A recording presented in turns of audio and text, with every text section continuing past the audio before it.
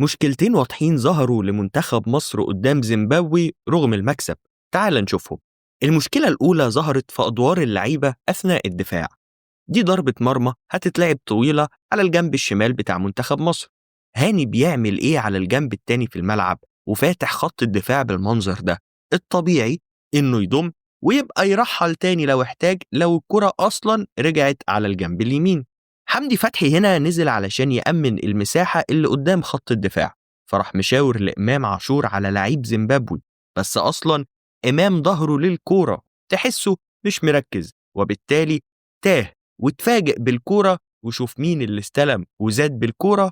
أيوة، اللعيب اللي قال عليه حمدي فتحي لإمام عاشور من الأول.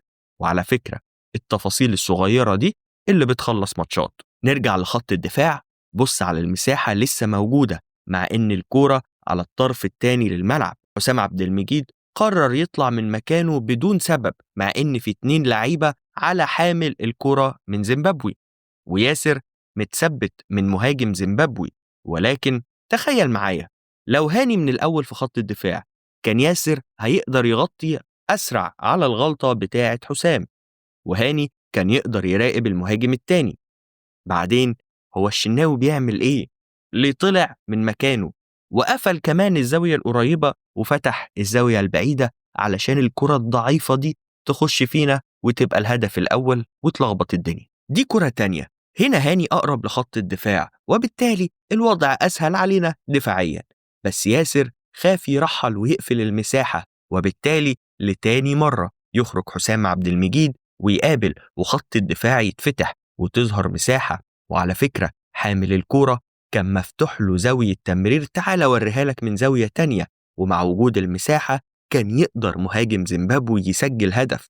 وطبعا الشناوي بيصد الكورة لجوه الجون، ولكن ربنا ستر. ايه بقى المشكلة التانية؟ هي خروجنا بالكورة عن طريق ياسر.